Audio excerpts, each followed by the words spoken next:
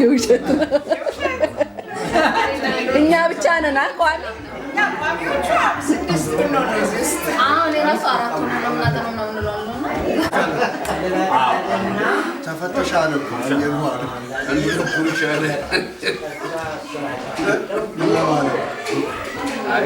ስላለ ዛሬ እንግዲህ ያው ትንሽ ለየት ያደረግነው ፕሮግራሙን ባይብል ስተዲ በሁለት ምክንያት ነው። አንደኛ ወንድማችን ስንታየው ሁላችሁም እንደምታውቁት አግብቶ ኢትዮጵያ ስለመጣ በጣም ደስ ስላለ የዚህ ባይብል ስተዲ ግሩፕ ስለሆነ እሱን ኮንግራቹሌሽን ለማለት እንድጸልዩለትም ስለፈለግን ነው።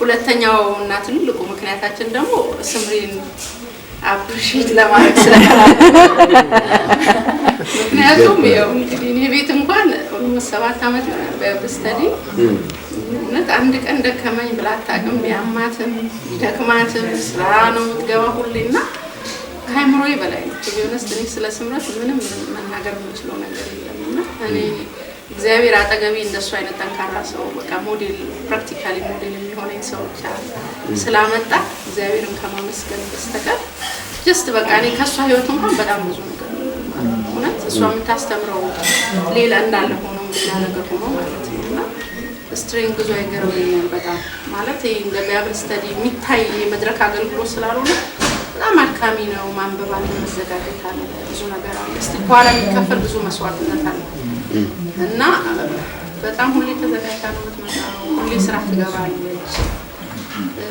ትዕግስቷ ይገርመናል። የጠፉትን እሷን የምትፈልገው ቱ ቢሆንስ እኔ ጎበዝ አይደለሁም። ስልክ ላይ አልደውልላቸውም። እሷን የምትደውለው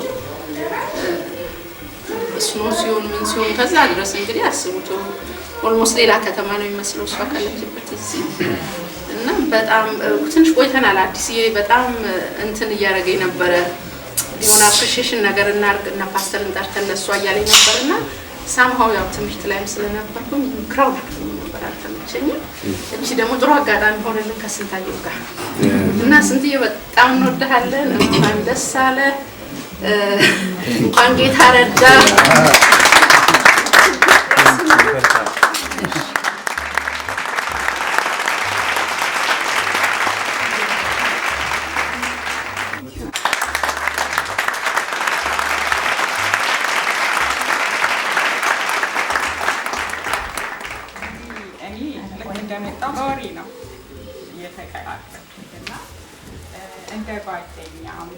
ምንም ነገር ለማማከር ለምን ከጎናችን ሁሉ ጊዜ ማለት ነው አርፍዳታውከን ሲክስ ላይ ደግሞ በጣም ከሷ የሚገርመኝ ነገር አንድም ቀን የመጣ ሰው ህብረት ውስጥ አለ።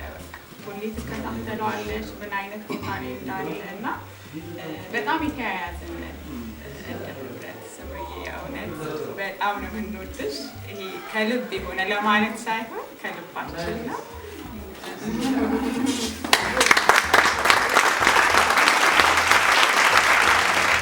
ደስ ይላል ብለህ አብሮ ከሚሰሩ ሰዎች አብሮ ከሚካፈሉ ሰዎች ምስክርነትን ማግኘት ትልቅ ነገር ነውና ስምሪ ይባርክሽ። እናቃት ስምሪ በመሰጠት በትጋት ይሄም ህብረት ሲጀምር ሲቪ እንግዲህ ነበርና ሞተሩ ስንሄድ በትጋት ታገለግላለች። ከርቀት እየመጣች ደስ የሚለው እዚሁ እያለሽ ከዚህ ህብረት የወጡ በጣም ጠንካራ አገልጋዮች በቸርች ውስጥ እየተገለጡ እንዳለ ምስክር። ይሄ ቀላል እኔ እዚህ ከዚህ የወጡ በዩ ብሌን ሌሎችን ሳይ አዲስ ሳይ የአገልግሎቱ የዚህ ፍሬ ነው። ከዚህ በላይ ጌታ እሳት ልጥል መጣው ከነደደ እንግዲህ ምን አደረገ አይደል ያለው። በቃ ይሄንን በህይወት ኖሮ ማየት ፍሬን ቀላል ነገር አይደለም። እንዲሁ ከእግዚአብሔር ቃል ጥቂት ደቂቃ ሼር ላድርጋችሁና ከዛ እንጸልያለን። ከዛ ጌታን በመዝሙር እናመሰግናለን።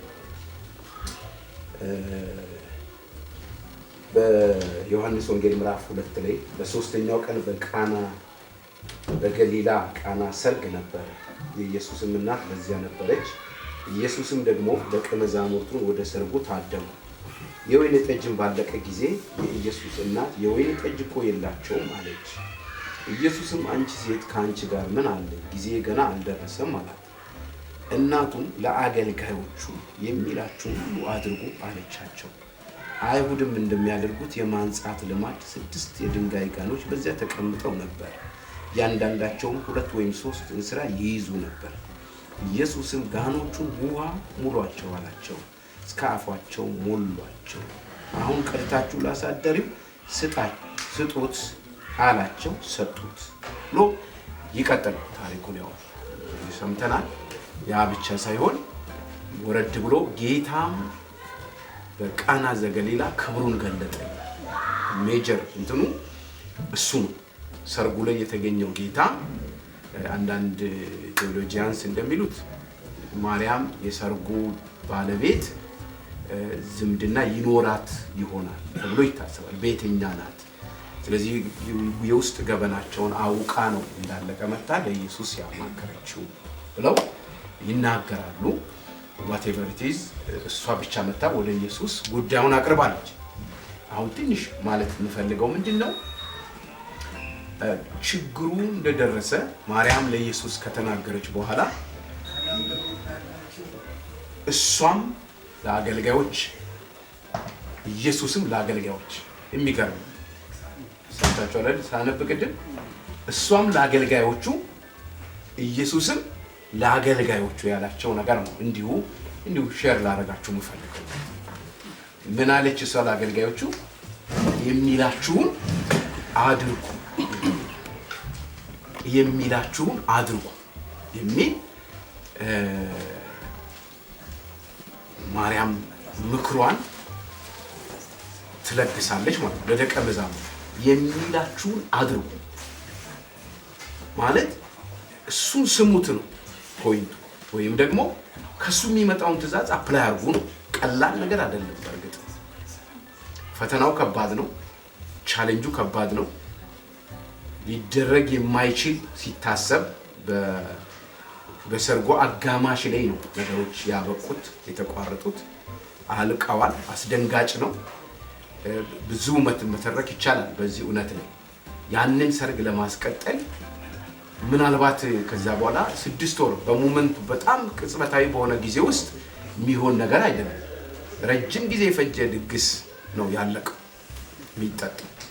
አሁን ያንን እንደገና ሪከቨር አድርጎ ለማስኬድ 6 ወር ሌላ ሊፈልግ ነው ማለት። ግን ሚስጥሩ ገብቷታል ማርያም። እናቱ ማርያም ምን አለች?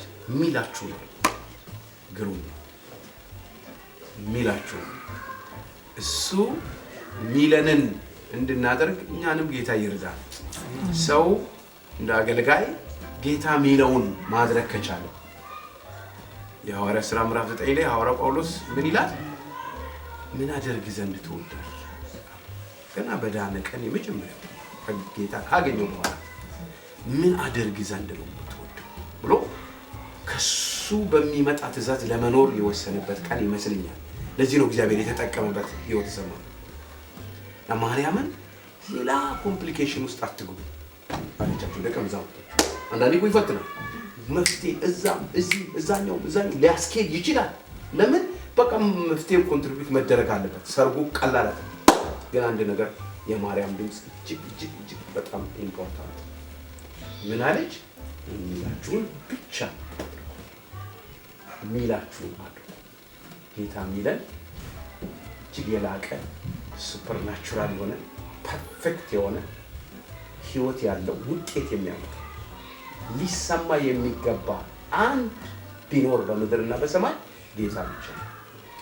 የህይወት መፍትሄ ያለው የህይወት እንቆቅልሽ የሚፈታ ጥያቄ የሚመልስ። ለዚህ ነው እግዚአብሔር በደመና ውስጥ ለነ ጴጥሮስ ለነ ያዕቆብ ለነ ዮሐንስ በተራራ በጸሎት ጊዜ ባገኛቸው ጊዜ ደመና መጣ። ከዛ በኋላ ድምጽ ከደመና ውስጥ ወጣ ይልና በሱ ደስ የሚለኝ የምወደው ልጄ ብሎ እሱን ምን በሉ ስሙት የሚል ከአብ እንኳን ማርያም ብቻ አይደለች አብ ራሱ ምን ብሏል? ኮንፈርሜሽን ሲሰጥ ስሙት። እሱን መስማት እሱን መስማት እሱ የሚለውን ማድረግ በህይወት ትልቅ ብልጠት ነው። ብዙ ምን ሰማቸው ድምጾች አሉ በዙሪያችን አይደለም? ብዙ ነገሮች ይኖራሉ በህይወት አቅጣጫ ውስጥ አዋጭ አይደል? ወደዛ ሂድ ይለናል፣ ወደዚህ ሂድ ይለናል፣ ወደ ኋላ ወደፊት ብዙ የሚያስኬዱ ድምጾች አሉ።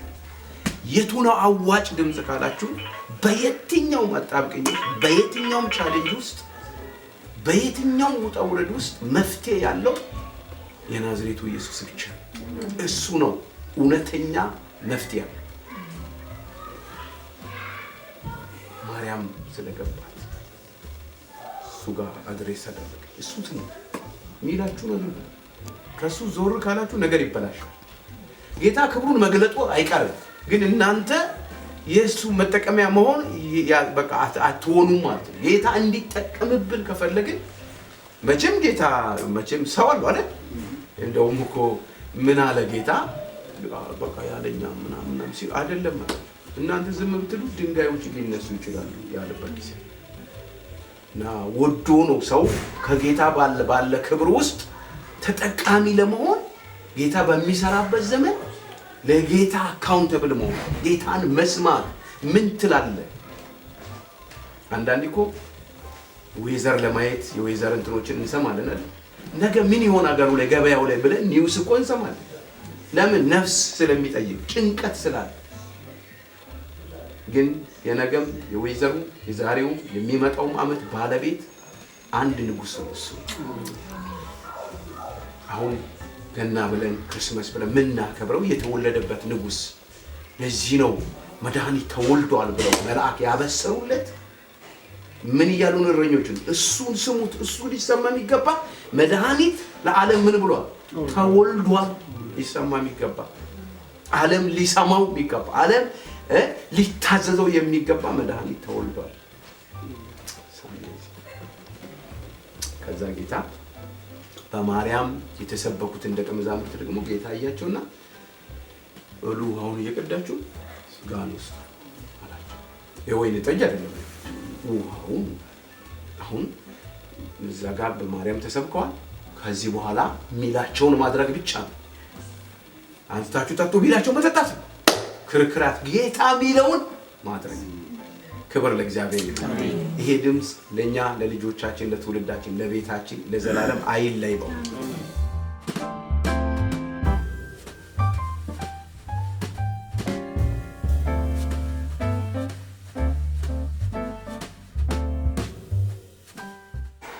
እግዚአብሔር የጀነሬሽን አምላክ በእኛ ውስጥ አልፎ ትውልድን የሚባረክ አምላክ